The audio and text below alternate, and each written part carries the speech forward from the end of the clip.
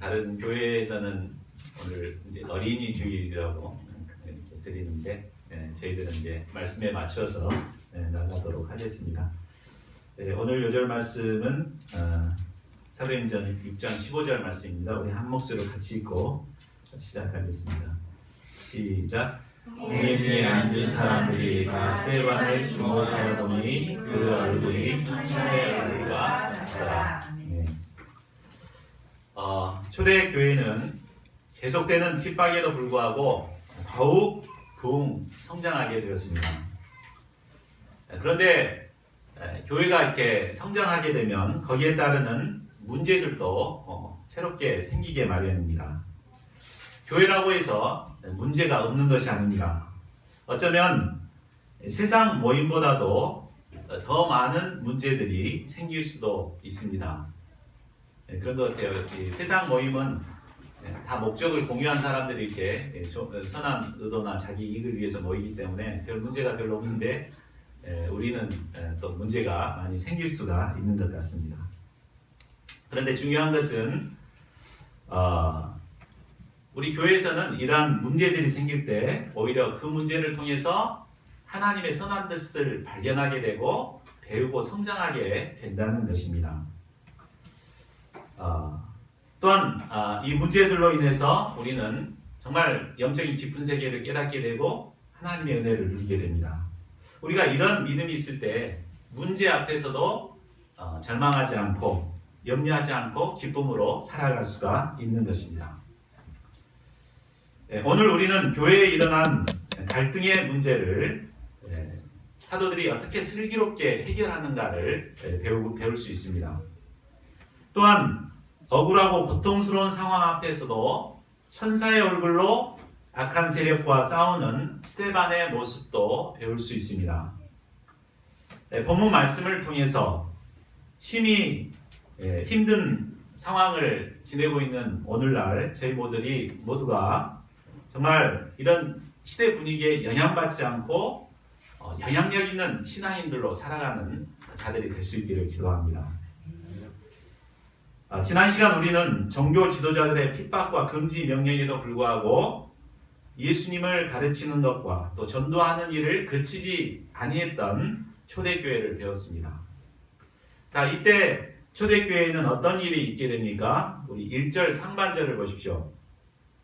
그때의 제자가 더욱 많아졌습니다. 믿음이 연약했던 성도들이 핍박을 통해서 믿음이 견고해지고 성장해서 이제는 제자들이 되는 역사들이 일어난 것입니다. 그래서 제자들이 더욱 많아졌습니다. 이처럼 핍박은 우리의 신앙을 강하게 키우는 촉매제와도 같습니다. 핍박이 없는 사람은 마치 온실 속의 화초처럼 연약합니다. 그러나 이런 외적인 핍박을 감당하고 이겨낸 사람들은 정말 비바람에도 흔들리지 않는 거목으로 자라고 성장하게 되는 것입니다. 핍박으로 인해 초대교회는 더욱 성장하고 견고해지게 되었습니다. 그런데 교회가 성장하게 되자 동시에 문제도 생겼습니다. 우리 1절 하반절을 보십시오.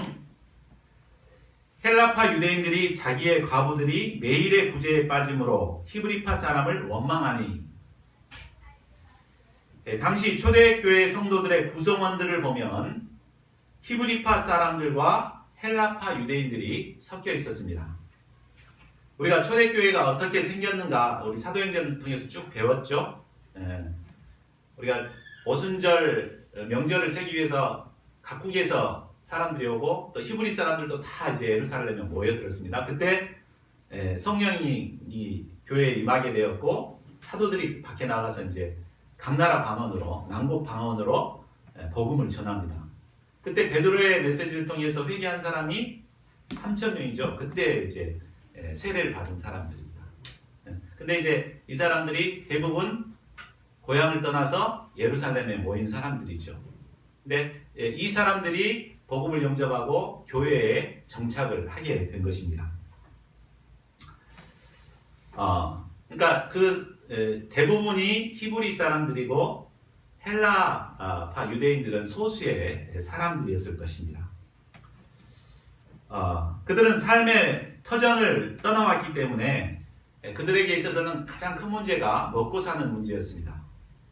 형제들은 힘이 있기 때문에 밖에 나가서 일용직 일이라도 해가면서 먹고 사는 일을 감당했지만 과부들은 먹고 사는 일이 깝깝하죠. 때문에 이런 사람들을 구제하고 섬기는 일이 굉장히 중요했습니다. 그래서 초대교회는 처음 시작할 때부터 이런 구제를 하는 일을 병행해서 해왔습니다. 재산을 가진 사람들은 자기 재산을 팔아가지고 가난한 자들을 구제했죠. 그 대표적인 인물이 바나바였습니다. 그는 자기 소유의 땅을 팔아가지고 전 재산을 사도의 발 아래 두고 사도는 그것을 받아가지고 가난한 자들에게 먹이는 역사를 이루었습니다. 그런데 이런 구제에 있어서 헬라파 유대인의 과부들이 자주 빠지는 일이 일어났습니다. 히브리파 과부들은 빠지는 일이 없는데 자기들은 하루가 빠지고 이틀이 빠지고 그러다가 매일매일 빠지는 이런 일이 일어났습니다. 앞으로는 좀 나아지겠지 기다려도 나아질 기미는 보이지 않았습니다. 그러자 그들의 불만과 원망이 쌓였다가 이제 폭발하게 된 것입니다. 이 문제로 인해 초대교회에 최초의 갈등이 일어나게 되었습니다. 자, 그러면 이 교회에 갈등이 생기게 된 원인은 무엇일까요? 여러 가지 원인이 있을 수 있지만 가장 큰 것은 바로 언어 때문에 그랬을 것입니다. 그죠? 그 헬라파 유대인들은 헬라어를 모국어로 사용했습니다. 그래서 히브리 사람들은 이제 아람어를 쓰기 때문에 아람어에 익숙치가 않죠. 떠듬떠듬하고 요즘 외국에서 온 사람들 한국말 배우고 한 사람들 잘 못 알아듣잖아요. 아마 그런 수준이었을 거예요. 그러니까 서로 교제와 커뮤니케이션이 잘 이루어질 수가 없었습니다. 이로 인해서 갈등이 생긴 것입니다. 그러니까 히브리 사람들은 불평과 불만과 이런 것이 있으면 자연스럽게 얘기를 하고 그게 다 해소가 됐는데 헬라 사람들은 불만이 있어도 그걸 이 얘기를 못하고 또 얘기를 해도 잘 못 알아듣고 이렇게 하다 보니까 그것이 계속해서 쌓여져 가는 것입니다. 이처럼 교회 내 성도들 간에 이런 커뮤니케이션, 소통이 안 되다 보면은 문제가 일어납니다. 그러니까 여러 가지 교회에 많은 문제들이 일어나지만 가장 큰 원인을 쭉 들어가 보면은 소통의 문제예요. 서로 자기가 어려움이 있으면 그걸 갖다 얘기하고 하면 해소가 되고 이렇게 할 텐데 말을 안 해. 그러니까 속으로만 긋고 있다가 그게 이제 하루 이틀 쌓이다가 이제 폭발을 하게 되는 거죠. 자, 우리 교회에서 이런 갈등이 없게 하기 위해서는 이런 소통들이 잘 돼야 됩니다. 특히 이제 상처받는 사람들이 소수의 사람들이고 연약한 자들이죠. 그러니까 그런 사람들의 말을 잘 들어줘야 돼요. 말을 하도록 하고 들어주고, 그래서 소통이 잘 되면 애초에 이런 문제가 갈등이 없게 할 수가 있는 것입니다. 우리는 먼저 전혀 소외받지 않는 사람들이 없도록 소통을 하는 데 힘써야 되겠습니다. 네, 특히 이제 경근 형제님 오셔서 그냥 말도 않고 가버리고 그러는데 우리가 이제 소통하는 데 힘써야 될 거예요. 서로 얘기도 들어주고 이렇게 해서 속에 응어리지고 탁 쌓여있는 게 뭔가 이런 것들 풀어줘야지 서로 이렇게 문제가 없어지게 되는 것이죠. 자, 그러면 사도들은 이 문제를 어떻게 해결합니까? 공동체 내에 문제가 생겼을 때 그 문제의 원인을 진단하고 파악하는 거, 이게 굉장히 중요하죠. 그럴 때 해결책이 바르게 나오게 됩니다. 이것은 뭐 국가나 가정이나 직장이나 사회나 이 동일한 것입니다. 사람이 있는 곳에서는 어느 곳이나 이제 갈등과 이런 게 있죠. 뭐 부부간이라도 가족간이라도 갈등 없습니까? 남편 편, 아내 편 이렇게 해서 갈라지고 갈등하게 되고, 여야가 갈라지고, 부자와 가난한 사람 이런 사람들이 서로 이제 그 갈등을 하게 됩니다. 근데 이 갈등의 원인이 뭔가를 정확하게 진단하고 문제를 파악해야지 이제 해결책이 나오게 되죠. 자, 그렇다면 사도들은 교회 내에 이런 갈등의 문제를 어떻게 보았습니까? 또 어떻게 해결했습니까? 첫째로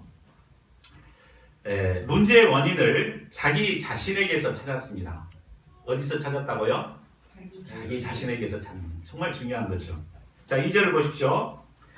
12사도는 모든 제자들을 불러놓고 소회를 열었습니다. 그리고 우리가 하나님의 말씀을 제쳐놓고 접대를 일삼는 것이 마땅하지 아니하니 라고 하며 그 문제의 원인을 자신에게서 찾았습니다. 헬라인들이 문제야, 히브리인들이 문제야, 이렇게 그 남을 탓한 것이 아니고 남의 문제를 찾는 게 아니라 바로 자신의 문제를 발견한 것입니다. 우리는 갈등이 생겼을 때 그 문제의 원인을 남에게서 찾으려는 경향이 있습니다. 그래서 저 사람이 때문에 문제다, 저 사람 때문에 분란이 일어난다, 이렇게 남을 탓하기 쉽습니다. 그렇게 되면 그 문제는 더욱 커지고 그 갈등의 골은 깊어져 갈 수밖에 없습니다. 그러나 그 문제의 원인을 바로 자신에게서 찾고자 하면 의외로 문제가 쉽게 풀리게 되는 것을 보게 됩니다. 갈등을 해소하는 데 가장 첫째적인 것은 바로 문제의 원인을 자신에게서 찾는 것입니다. 뭐라고요? 문제의 원인을 자신에게서 찾는. 그냥 그 유체 이탈 화법을 하면서 자기하고 전혀 상관없는 것처럼 얘기하고 이렇게 해서는 해결이 안 돼요. 바로 이걸 통해서 내 문제를 찾는 것이 중요하죠. 이때 모든 문제의 실마리가 풀려지게 되는 것입니다. 자, 그러면 초대교회 갈등이 일어난 사도들의 근본적인 문제가 무엇이었습니까? 자, 사도들은 헬라파 가부들이 구제에 빠지게 된 것을 바로 자신들이 하나님의 말씀을 제쳐놓고 접대를 일삼았기 때문이라고 분석했습니다. 그러니까 말씀에 우선순위를 두지 못하고 구제와 접대를 우선시했기 때문임을 깨닫게 된 것입니다. 자, 가난한 사람을 구제하고 접대하는 것은 교회가 해야 될 굉장히 중요한 일이죠. 굶는데 먹는 거 이렇게 해결해 주는 게 가장 급선무잖아요. 그런데 아무리 중요한 문제라고 해도 그것을 말씀보다 더 우선시하는 것은 잘못된 것이라는 것입니다. 대개 영적인 사람들이 문제를 일으킨 것을 깊이 관찰해 보면 바로 그것이 문제입니다. 말씀, 먼저 그의 나라와 그의 의를 구하지 못하고 2차적인 것, 3차적인 것, 그것도 중요하지만 그것을 우선시하기 때문에 항상 문제가 발생하게 되는 것입니다. 이처럼 사도들은 자신의 문제를 정확하게 깨달았습니다. 그렇게 되니까 이제 해결 방안도 술술 풀리게 되는 것이죠. 자, 둘째로 구제를 맡은 사람을 택하여 세우게 됩니다. 3절을 보십시오. 형제들아, 너희 가운데서 성령과 지혜가 충만하여 칭찬받는 사람 7을 택하라. 우리가 이 일을 그들에게 맡기고. 하나님의 말씀을 섬기는 것이 중요하다고 이제 그렇다고 구제를 제쳐놓을 수는 없습니다. 그렇죠? 우리나라 속담에 이제 한 몸에 두 지게를 질 수 없다는 말이 있죠. 두 짐은 져야 될 정말 중요한 것인데 혼자서 그걸 짊어지게 되면 둘 다 이제 못 쓰게 만들어 버릴 수밖에 없습니다. 때문에 자신들과 이것을 동역해줄 동역자를 세우고자 한 것입니다.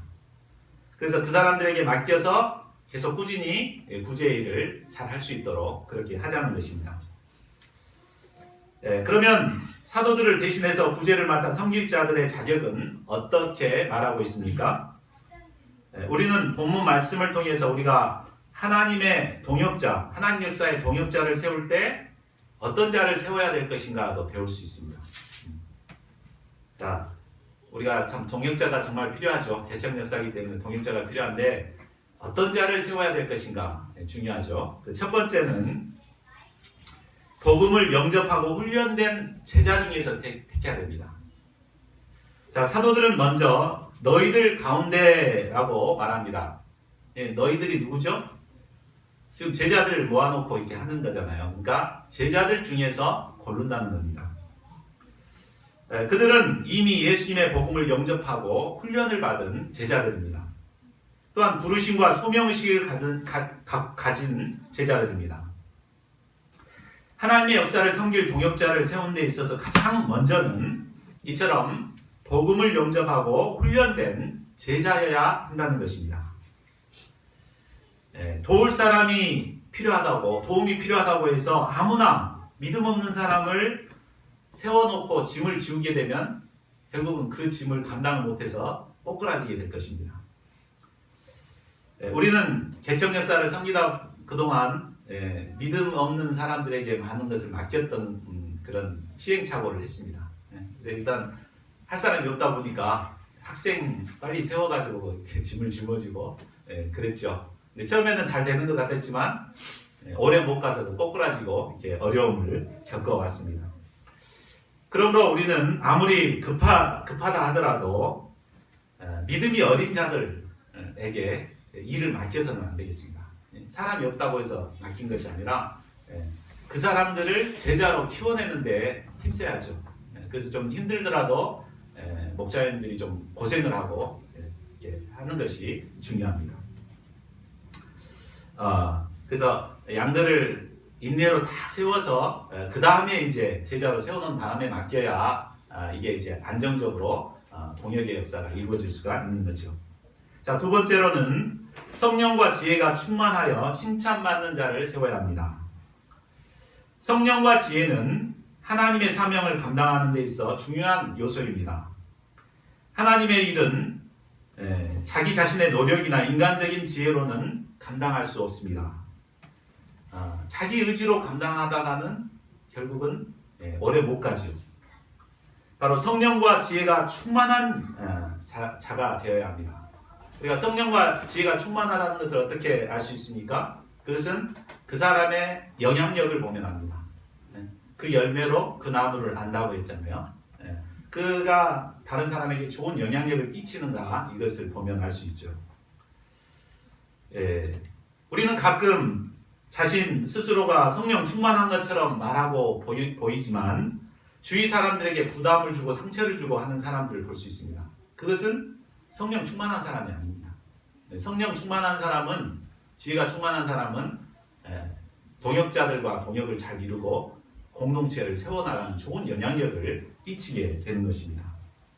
바로 이런 자들을 세울 때 그들이 공동체를 세우게 되고 또 맡은 일을 통해서 하나님께 영광을 돌리게 됩니다. 하나님께서 우리에게도 성령과 지혜가 충만한 자들을 세워주시기를 기도합니다. 세 번째로는 맡은 일을 마음을 들여 잘 감당할 자들을 세워야 합니다. 5절을 한번 보겠습니다. 5절을 보면 온 무리가 추천한 7명의 그 사람들의 이름이 나옵니다.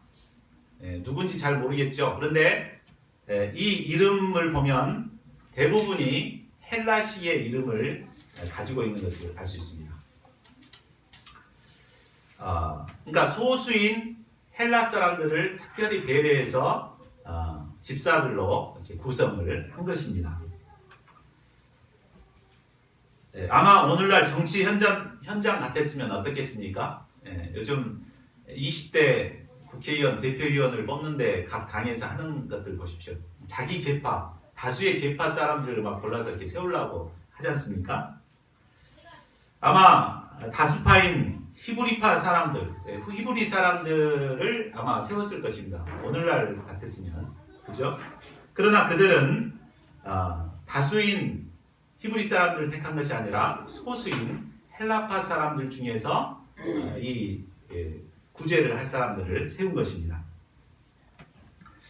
그 이유는 바로 소외받고 있는 헬라파 유대인들을 잘 돕고자 하기 위함입니다. 또한 그들은 헬라인들이기 때문에 너무나 속사정을 잘 알고 또 마음을 들여서 그 일을 할 수가 있기 때문에 그런 사람들로 골라서 세운 것입니다.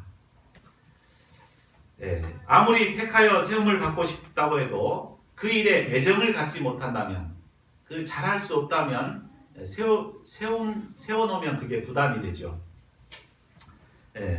그러나 정말 자기가 하고 싶어하고 자원하고 또 그런 사람들을 세워놓으면은 비록 부족해도 그 일을 잘 감당해낼 수가 있는 것입니다. 그러니까 그걸 잘 감당할 만한 헬라 사람들로 골라서 세운 것이죠. 저희는 개척 역사이기 때문에 섬길 것이 참 많죠. 그러나 아무리 사람이 없다고 해서 이제 아무나 그냥 이렇게 동역하도록 세우고 그렇게 해서는 안 될 것입니다. 우리가 아까 이렇게 얘기했듯이 마음을 들여서 할 수 있는 사람들, 자원하는 사람들을 세워서 이렇게 해야지 아무리 실력이 있다고 해서 세워서 뭐 해서는 안 될 것이죠. 사실 저는 혼자 개척 역사를 섬기다 보니까 또 주일 예배를 이렇게 섬기는데 토요일 오후부터는 굉장히 막 하는 일이 많게 됩니다. 몰려가지고 일을 하게 돼요. 그래서 주일 메시지도 준비해야 되고 PPT 이것도 다 이렇게 준비해야 되고 또 순서지 또 만들고 메시지도 뽑아야 되고 이렇게 이런 일을 하고 또 주일날 아침 되면 청소 다 해가지고 이제 주일 예배 준비를 해야 되고 또 찬양 또 정리해서 찬양도 이렇게 준비를 해야 되고 그래서 아침부터 나와서 막 하다 보면 또 이제 순서도 사회도 내가 보면서 다 이렇게 찬양도 내가 이렇게 하고 이렇게 하다 보면 막상 딱 말씀을 딱 전할 때쯤 되면 이제 기운이 빠져가지고 제대로 전하지 못할 때가 간혹 있었습니다. 참 이럴 때 누군가 좀 한두 가지 좀 거들어줬으면 얼마나 좋을까 이런 생각들을 이제 하게 돼요. 저번에 우리 바울이가 1년 6개월 동안 와 있을 때 참 그래도 굉장히 편했거든요. 근데 이제 또다시 그 일을 해야 되니까 굉장히 좀 어려움이 있었습니다. 그런데 그러던 중에 우리 신승원 목자님께서 찬양을 자신이 섬겨야 되겠다 생각하고 몇 달 전부터 계속해서 연습을 하고 있다는 소식을 듣게 됐습니다. 제가 뭐 이렇게 부담을 주거나 하라고 한 거 아니거든요. 본인이 자원해서 하려고 이렇게 준비를 하고 있다는 걸 볼 때 내가 얼마나 감사했는지 모릅니다. 하나님께. 그러니까 이렇게 자원해서 마음을 들여서 섬기려고 한 사람들을 동역자로 세워서 같이 하는 것이 정말 아름다운 일이죠. 우리 서정동 목사님도 바울이가 가자마자 이 일을 자기가 해야 되겠다 이렇게 하고 자원해서 이렇게 하잖아요. 그러니까 이렇게 자원해서 함께 참여하고 이렇게 하나님 교회를 이루어가는 것 이것이 정말 하나님께서 보실 때 정말 아름다운 교회가 되어가는 것이죠. 하나님께서 계속해서 이렇게 자원하여 섬기는 동역자들을 제 가운데 세워주시기를 간절히 기도합니다. 자, 그 문제 해결 세 번째 들어가겠습니다. 세 번째로는 사도들은 오로지 기도하는 일과 말씀 사역에 힘쓰고자 방향을 잡습니다. 4절을 보십시오. 우리는 오로지 기도하는 일과 말씀 사역에 힘쓰리라 하니 사도들이 동역자들을 세워 섬기는 일을 맡긴 것은 바로 자신들은 기도하는 일과 말씀 사역에 힘쓰기 위함이었습니다. 기도와 말씀은 사도들이 해야 할 핵심적인 사역입니다. 예수님께서도 복음 역사를 섬기실 때 가장 힘썼던 일이 바로 말씀과 기도의 사역이었습니다. 우리 교회가 힘써 해야 할 일도 바로 이겁니다. 말씀과 기도에 힘쓰는 일입니다. 물론 앞에서 말했듯이 교회는 이 땅에 가난한 자와 헐벗은 자를 구제하는 일을 힘써야 하는 사명이 있습니다. 그러나 그보다 더 우선적으로 감당해야 하는 것이 바로 말씀과 기도에 힘쓰는 일입니다. 왜냐하면 말씀과 기도만이 영혼을 구원하고 생명을 살리는 일이기 때문입니다. 저희 모두가 기도하고 말씀을 섬기는 일을 우선적으로 여기고 그것에 더욱 힘쓸 수 있기를 기도합니다. 자, 그러면 초대교회가 이처럼 초대교회에 이런 동역자들이 세워지고 사도들이 기도하는 일과 말씀 사역에 힘썼을 때 어떤 일이 있게 됩니까? 우리 7절을 같이 한번 읽어보겠습니다. 7절 시작. 하나님의 말씀이 점점 왕성하여 예루살렘에 있는 제자의 수가 더 심히 많아지고 허다한 제사장의 무리도 이 교회에 복종하니라. 교회가 말씀과 기도에 힘쓰게 되니까 하나님의 말씀이 점점 왕성하여졌습니다. 그래서 예루살렘에 있는 제자의 수가 더 심히 많아졌습니다. 우리 1절에는 더 많아졌다 그랬는데 여기 심히라는 강조 부사가 쓰여있죠. 참 이런 문제, 갈등의 문제를 해소하고 나니까 교회가 더 성장하고 견고해지는 것을 볼 수 있습니다. 더 놀라운 일은 제사장의 허다한 무리들이 기독교로 개종하는 역사가 일어난 것입니다. 제사장은 종교를 직업으로 가진 자들입니다. 이런 그들이 다른 종교로 개종을 하게 되면 철밥통 같은 자기 직장을 놔야 됩니다. 그리고 먹고 사는 문제가 난감하죠. 그런데도 불구하고 그리스도교로 개종을 했다는 것은 이건 놀라운 일입니다. 이처럼 말씀이 왕성하게 역사하게 되면 까까머리 스님이나 무당까지도 예수님을 영접하고 복종하는 역사가 일어나게 됩니다. 저희 교회도 이처럼 말씀이 왕성하게 역사하게 되기를 간절히 기도합니다. 자, 8절부터는 이제 7 집사로 세움을 받았던 이 스데반에 대해서 기록하고 있습니다. 8절을 보십시오. 스데반이 은혜와 권능이 충만하여 큰 기사와 표적을 민간에 행하니. 스데반은 구제하는 일만 했던 것이 아닙니다. 스데반은 은혜와 권능이 충만한 자였습니다. 세상에는 신경질이 충만하고 음란과 욕설이 충만한 자들이 있습니다. 그래서 말만 했다면 요즘 젊은 애들은 욕 아니고는 말을 못하더라고요. 그러나 스데반은 믿음과 성령이 충만하고 또 은혜와 권능이 충만했습니다. 또한 일반적으로는 은혜가 충만한 사람은 권능이 다소 부족합니다. 반대로 권능이 충만한 사람은 은혜가 좀 부족한 경향이 있습니다. 그러나 스데반은 이 은혜와 권능이 충만한 잘 조화된 인격의 소유자였습니다. 그가 어떻게 이런 인격을 소유할 수 있었을까요? 그것은 바로 은혜와 진리가 충만하신 예수님을 잘 배웠기 때문입니다. 예수님은 은혜와 권능이 잘 조화되신 분이십니다. 우리가 이 예수님을 잘 배우면 예수님을 통해서 은혜의 사람이 되게 되고 또 예수님을 통해서 권능을 덧입게 되는 것입니다. 스데반은 사도들과 달리 풀타임 사역자가 아니라 평신도였습니다. 그런데도 그는 베드로나 다른 사도들처럼 큰 기사와 표적을 행하는 능력을 행했습니다. 사람들은 보통 능력 있는 종이 되려면 사도와 같은 타이틀이나 직분이 있어야 된다고 생각합니다. 풀타임 목자가 되어야 큰 일을 할 수 있고 평신도는 아무래도 한계가 있다고 생각합니다.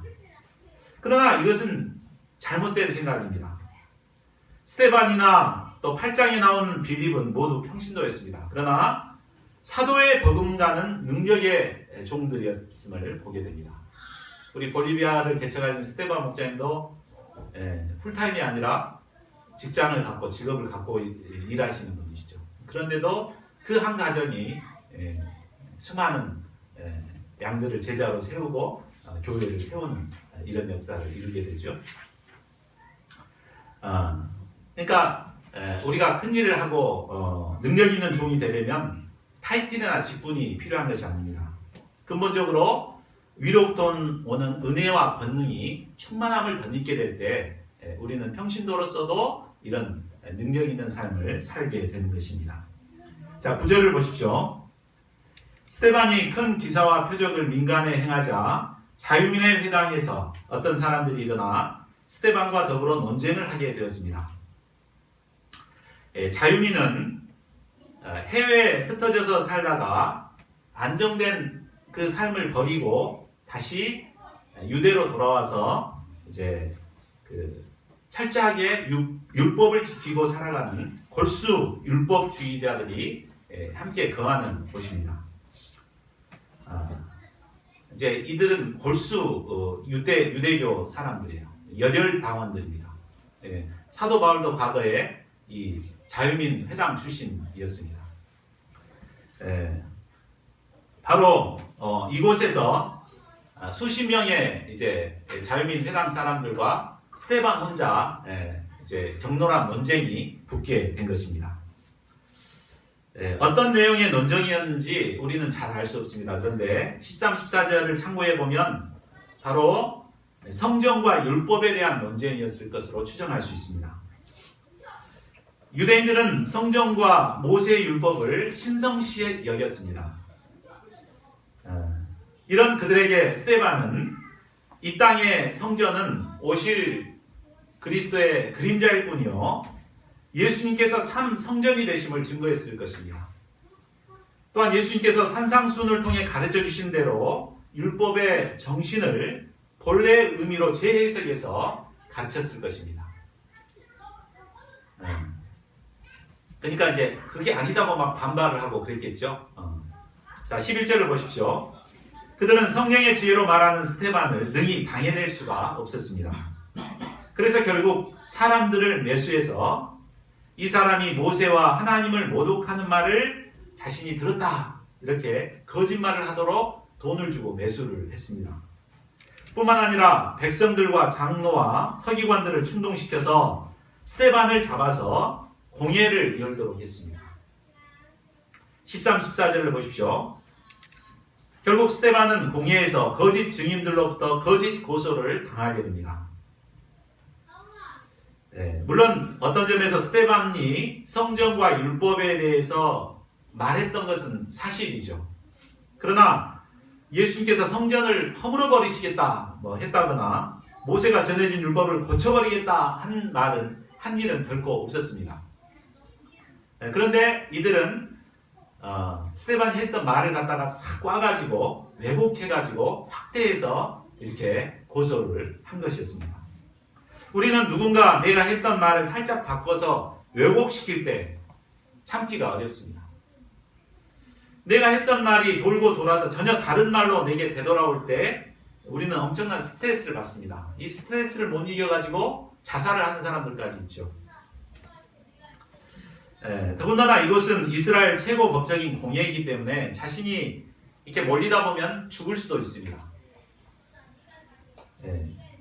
주변 모든 사람들이 자신을 고소하고 대적하는 사람들 뿐입니다. 우리가 만일 이런 상황에 처했다면 어떻겠습니까? 아마 억울하고 답답해서 우라통이 터질 것입니다. 자, 그런데 스데반의 모습은 어땠습니까? 우리 15절을 읽어보겠습니다. 시작. 공회 중에 앉은 사람들이 다 스데반을 주목하여 보니 그 얼굴이 천사의 얼굴과 같더라. 저는 평소에는 잘 웃다가도 기분 나쁜 일이 있으면 얼굴이 확 붉어집니다. 이게 잘 이렇게 못하겠더라고요. 억지로 막 웃기가 참 쉽지가 않습니다. 그런데 스데반은 정말 이런 거짓 고소를 당하고 막 죽을 수도 있는 이런 상황에서도 어떻게 천사 얼굴이 될 수 있었을까? 참 놀랍습니다. 우리나라 말에 이제 얼굴은 마음의 창이라는 말이 있죠. 사람들은 마음속에 있는 것이 얼굴로 나타나게 되는 것입니다. 그러니까 스데반은 거짓 고소를 받는 그런 상황에도 그 마음은 그 원망과 불평과 막 이렇게 미움 이게 있었던 게 아니고 바로 하나님의 나라가 이루어졌음을 알 수 있습니다. 하나님의 나라가 이루어지니까 얼굴이 천사의 얼굴과 같이 된 것입니다. 어떻게 이런 일이 있을 수 있을까요? 그런 상황에서 어떻게 마음이 천국이 될 수 있었을까요? 그것은 바로 스데반이 성령의 충만함을 받았기 때문입니다. 그 마음에 성령이 충만하게 임하셔서 성령의 다스림을 받고 있었기 때문에 이런 감정들, 이렇게 상처가 더 이상 상처가 되지 않고 은혜가 된 것입니다. 이처럼 우리의 마음이 성령의 지배를 받고 성령의 충만함을 받게 되면 언제나 우리의 마음은 천국이 됩니다. 그래서 어떤 힘든 상황에 닥치다 하더라도 즐거워하고 기뻐할 수가 있습니다.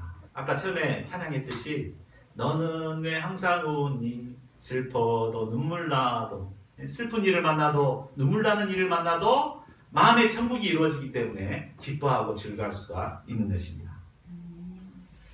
또한 스데반이 공회의 거짓 앞에서도 천사의 얼굴을 할 수 있었던 것은 바로 예수님을 깊이 묵상했기 때문일 것입니다.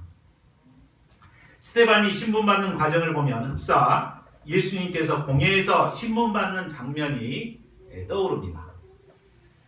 그때도 종교 지도자들은 거짓 증인들을 세워서 동일한 내용으로 예수님을 고소했습니다. 스데반은 이 거짓 고소를 당하는 상황에서 바로 이 예수님을 깊이 묵상했던 것 같습니다. 그리고 예수님처럼 영적으로 무지한 그들을 위해서 용서의 기도를 드렸을 것입니다.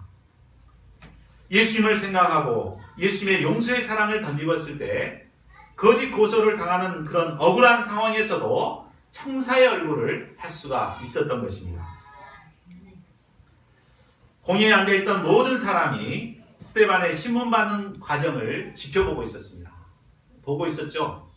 제가 어떤가 보자 이렇게 세상 사람들은 우리 신자들을 주목하고 있습니다. 그런데 그런 상황에서 얼굴이 천사의 얼굴같이 된 것입니다. 이때 참 말은 안 했지만 큰 충격을 받았을 것입니다.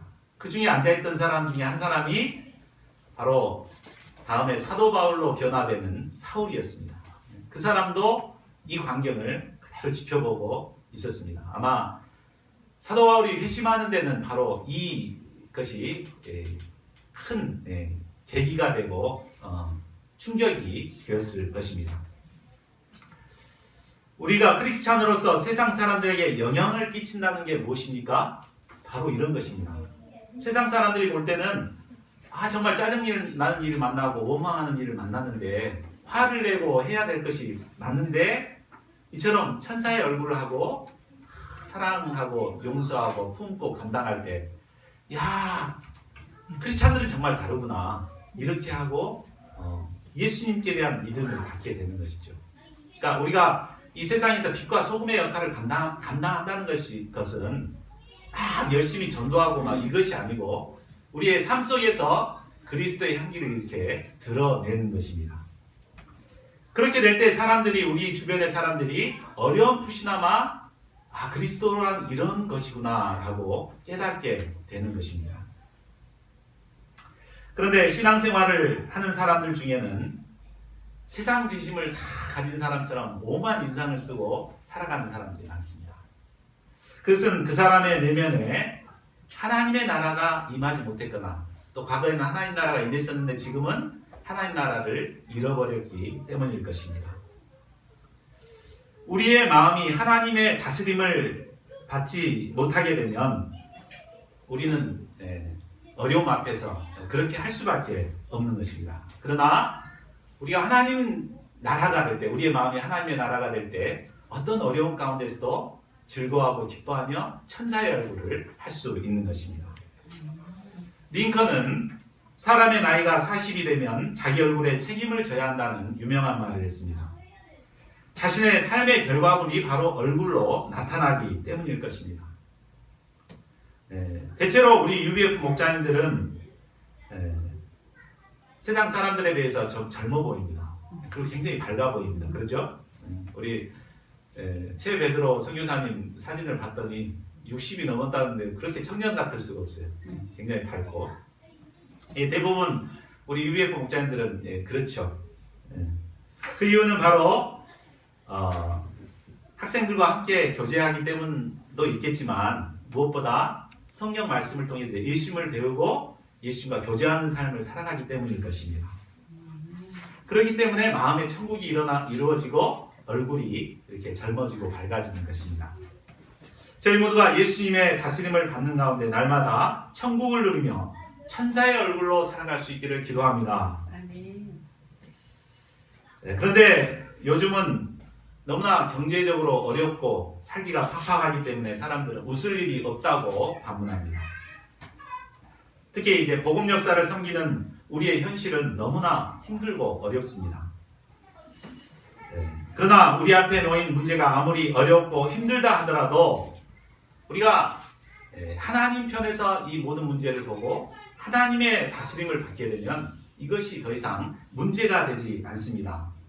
이러한 문제들은 오히려 우리에게 축복을 주시기 위한 하나님의 꼬투리가 되는 것입니다. 우리가 때로 우리가 원하는 기도 제목이 이루어지지 않고 원하는 것이 이루어지지 않고 어려움이 계속된다 하더라도 우리가 이런 믿음을 소유해야겠습니다.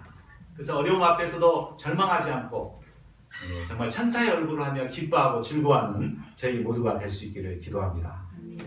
이런 모습이 바로 세상에서 빛과 소금의 역할을 감당하는 삶입니다.